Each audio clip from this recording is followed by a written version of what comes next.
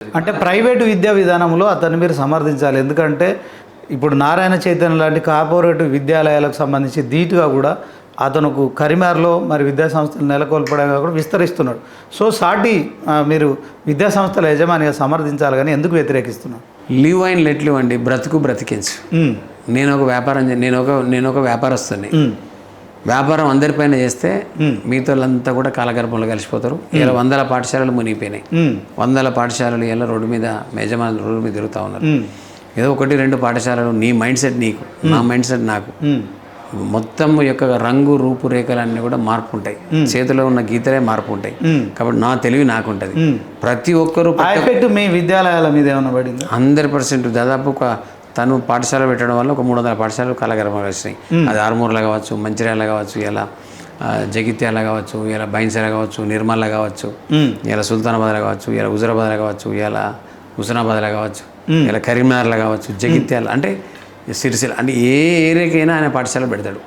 ఇప్పుడు పదవి వెనక వస్తే ఇంకా వందల పాఠశాలలు కోకోలలో ప్రతి ఏరియాలో పాఠశాల పెట్టి ఇబ్బంది పెడతాడు.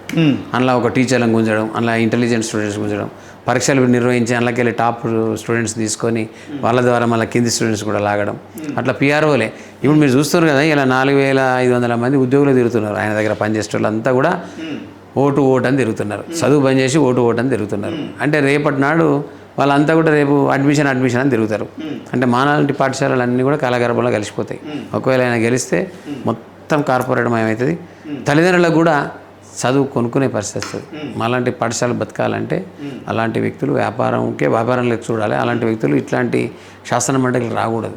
వాళ్ళకి పని కూడా ఇప్పుడు జనరల్గా సమయం దొరకదండి. తన పాఠశాలలు తన కళాశాలలు తిరగడానికే రోజు పొద్దున్న నుంచి సాయంత్రం దాకా కౌన్సిలింగ్ చేయాలి, టీచర్స్ ట్రైనింగ్ చేయాలి, మీటింగ్లు పెట్టాలి, పేరెంట్ని కలవాలి, స్టూడెంట్ని కలవాలి, స్టూడెంట్కి విద్య అభివృద్ధి చెందాలి, అంటే అభివృద్ధికి తీసుకెళ్ళాలి. మరి అవన్నీ చేసేటోడు రాజకీయంగా సమయం ఎక్కడ ఉంటుందండి? నాకు 24 గంటలు ఏం పని లేదు నాకు.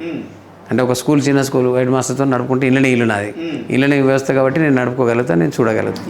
కానీ అట్లాంటి వాళ్ళు వస్తే ఎక్కడ సమయం ఇస్తారండి? ఎక్కడ ఫోన్ ఎత్తారు? ఎక్కడ వాళ్ళు మనకు అందుబాటులో ఉంటారు? సామాన్యుని ఎక్కడ దగ్గర తీస్తారు? తిరుపతి దర్శనం అవుతుంది. అలాంటి వాడు వస్తే శాసన మండలిలో మంచిగా ఉంటాడు. కాబట్టి తిరుపతి దర్శనం వద్దు మనకు, దైవ దర్శనం మనకి అరుగు మీద ఉంటాడు కావాలి, 24 గంటలు ఫోన్ ఎత్తేటోడు కావాలి, సమస్య ఉందంటే ఇంటికి వచ్చేటోడు కావాలి, సమస్య ఉంది అంటే చేయబట్టి గుంజుకపోయేటోడు కావాలి. నేనేందుకు చేయబట్టి రెట్టబట్టి గుంజుకపోతే ఉరుకుతా నేను. వాళ్ళ దగ్గరికి మన చేతులు కట్టుకుని వేసేవాళ్ళే. ఆ చేతులు కట్టుకుంటాడు వద్దు మనకు కావాల్సింది పిలిస్తే ఉరికొచ్చేటోడు, ఫోన్ చేస్తే ఎత్తేటోడు, ఎంబడికి అందుబాటులో ఉంటాడు. మళ్ళీ నేను జీతాలు ఎక్కర్లేదు అంటున్నా. కాబట్టి ఇంటికి పోయేటోడు నేను. సెల్ఫ్ డ్రైవింగ్ కూడా పోతా, సైకిల్ కూడా దొక్కుతాను ఇప్పటికి. అవసరం బుల్లెట్ మీద పోతా. అంటే నడుచుకుంటూ పోయేటోని, సైకిల్ దొక్కటోని, మోటార్ సైకిల్ ఎక్కటోని, కారు ఎక్కటోని, కారు కూడా గీ కారు కాకారని చూడ, ఏ కార్లో అయినా పోతా. ఏదో బంగ్లాలో ఏసీ రూమ్లో ఇట్లా కాదు, చిన్నగా పోయాడా ఇంటి ముందు ఉంటుంది. కాబట్టి అలాంటి గెలిస్తేనే ప్రజలకు లాభం, పట్టభద్రుల లాభం. ఏ పనైనా చేయగలుగుతా, సాధించగలుగుతా. నా ఉన్న సమయాన్ని ఖచ్చితంగా 24 గంటలు ఇవ్వగలుగుతానండి. 24 hours 24/7 యాదగిరి శేఖరరావు ఉంటాడు, ready to do. Okay Sekhara Rao గారు, ఇప్పుడు వాస్తవానికి ఈ ఎమ్మెల్సీ ఎన్నికల బరిలో కేవలం ఆల్ ఫోర్సు అలాగే మరి మీరే కాకుండా, శేఖరరావు గారే కాకుండా ఇంకా 2-3 కూడా బలంగా బరిలో నిలబడుతున్నారు. సో దీంట్లో వాస్తవానికి ట్రస్మాకు సంబంధించి మీరు ట్రస్మాని బేస్ చేసుకొని ముందుకెళ్తున్నారు. సో గతంలో 2 లక్షల లోపు ఉండే ఓటర్లు ఇప్పుడు 3.5 లక్షల మంది, అంటే ఎన్రోల్మెంట్ కూడా పెరిగింది. ఈ ఎన్రోల్మెంట్లో మీ భాగస్వామ్యం ఎంత? తర్వాత ఎన్రోల్మెంట్కి సంబంధించి వారందరినీ ఎన్రోల్ చేసిన వాళ్ళంతా మీకు ఓట్లు వేస్తారా? ముఖ్యంగా ట్రస్మాలో ఇప్పుడు ఎంతమంది ఉన్నారు మీ ఓటర్లు? వాళ్ళంతా మీకు బలంగా ఓటేస్తారా? మీకున్న విశ్వాసం ఏంటి చెప్పండి.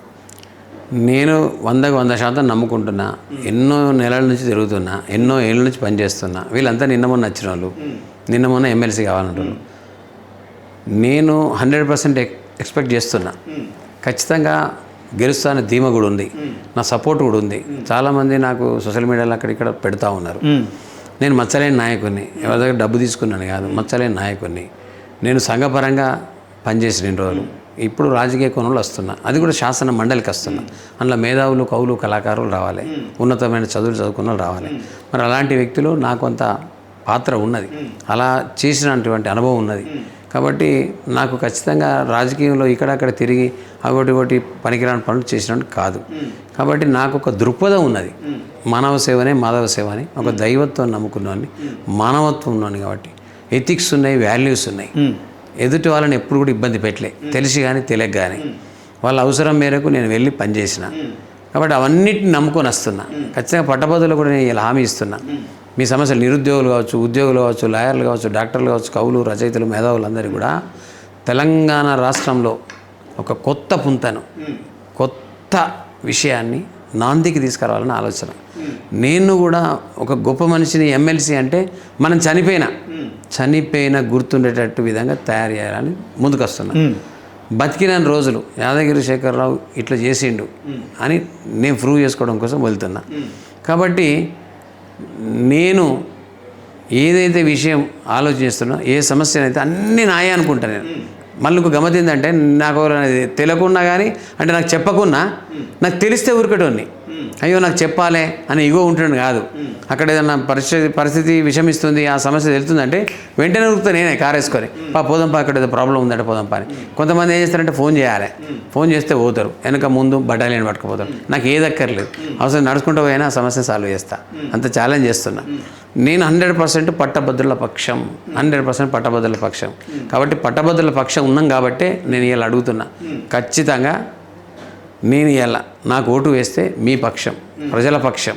నేను పార్టీల పక్షం కాదు, ప్రభుత్వ పక్షం కాదు, ప్రజల పక్షం, పట్టభద్రుల పక్షం, సమాజ పక్షం, సమాజ అభ్యున్నతి కోసం వస్తున్నటువంటి వ్యక్తిని. కాబట్టి నన్ను ఆదరించండి, ప్రేమించండి. నా సీరియల్ నెంబర్ 47.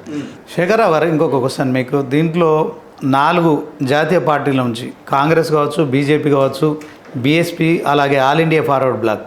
సో ఈ 4 జాతీయ పార్టీల నుంచి ఆ పార్టీ అభ్యర్థులుగా కూడా మీకు ఆ ప్రత్యర్థులుగా పోటీ చేస్తున్న నేపథ్యంలో మీరు ఇండిపెండెంట్గా పోటీ చేస్తున్నారు. సో దీంట్లో పార్టీల ప్రభావం ఉంటుంది అనుకుంటున్నారా? అట్ ద సేమ్ టైం మీకున్న బలం ఏంటి చెప్పగలుగుతారా? ఇప్పుడు ఈ 4 జాతీయ పార్టీలు ఉన్నాయి కాదంటలేను, వాళ్ళకి సైన్యం ఉండొచ్చు, ఇంకేదో ఉండొచ్చు. కానీ ఆ 4 పార్టీల నుంచి కింది స్థాయిలో, క్షేత్రస్థాయిలో నాకు హిమ్మతి ఇచ్చిండ్రు. అన్ని జాతీయ పార్టీల నుంచి కూడా హిమ్మతి ఇచ్చారు, నువ్వు ఖచ్చితంగా గెలుస్తావని. అంటే పార్టీల ప్రభావం ఉండదంటారా మీరు? నాకు అస్సలు ఉండదు, 80% ఉండదు. నా గలం కానీ, నా బలగం అంతా కూడా అన్ని నిరుద్యోగులు, పట్టభద్రులు, ముఖ్యంగా మా ట్రస్మా, మా ప్రైవేట్ టీచర్స్, ముఖ్యంగా వీళ్ళందరూ కూడా నాకు. మరి గ్రాడ్యుయేట్లు అంటే ఏ ఎలక్షన్ చూసుకున్నా ప్రతి ఓటరు తనకు ఏదన్నా పూర్తిగా అంటే డబ్బు ఇచ్చినప్పుడు కానీ, తర్వాత ఏదైనా ప్రలోభాలకు గురి చేసిన క్రమంలో ఆ ప్రలోభాలకు లొంగిపోతున్నారని గత ఎన్నికల్లో ప్రూవ్ అయింది.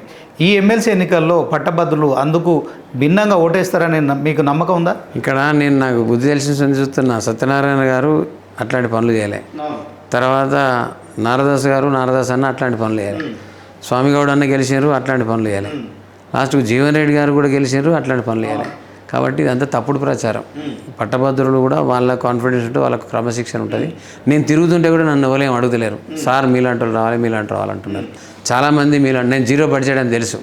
ఎందుకంటే నేను ఫ్లెక్సీలు పెట్టాలన్నా, ఓటింగ్లు పెట్టాలన్నా చాలా ఇబ్బంది పడుతున్నా, మా సోదరులు పెడుతున్నారు.